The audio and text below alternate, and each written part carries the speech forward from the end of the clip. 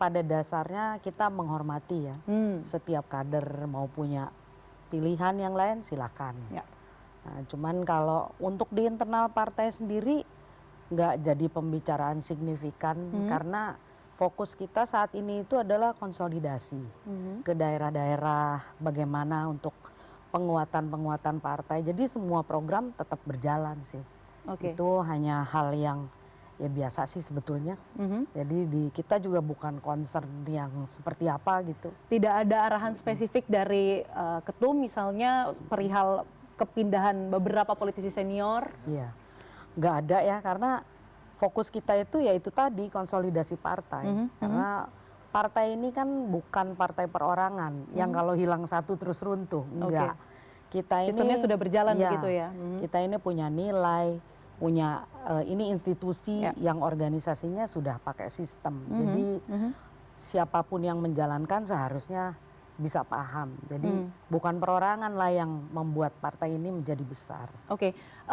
Kak Sonang, saya mau minta Anda menanggapi. Tadi kalau Bang Bestari menyebutkan karena ini adalah hak privat, kemudian salah satu inspirasinya adalah belajar dari track recordnya Pak Jokowi yang keberhasilannya 5. Nah, kalau bicara soal Nasdem dan Jokowi, sebenarnya kan bukan nama baru ya. Nasdem mendukung Pak Jokowi di 2 pilpres lalu, kemudian hubungan Pak Jokowi dengan Pak Surya juga baik. Anda melihat bahwa faktor Jokowi ini kemudian dalam tanda kutip mengambil ataupun mengambil hati lah kita bisa katakan begitu. Beberapa kader Anda, Nasdem merasa terhianati kah dalam tanda kutip? Kalau kita sih melihatnya itu dinamika yang biasa ya. Jadi kalau misalnya ada orang yang merasa kader yang merasa oh Pak Jokowi kayaknya oke nih untuk diikuti ya monggo gitu. Karena kami ini udah punya sistem yang berjalan ya silakan aja dan menurut kita Pak Jokowi ini sudah terbukti ya. Kami mengusung dia itu bukan karena Pak Jokowi ini orang biasa aja, tapi dia memang negarawan. Itu Pak Jokowi ini negarawan, orang yang tindakan dan perkataannya itu ya sesuai, karena kan itu yang diinginkan Nasdem dulu pada saat mengusung.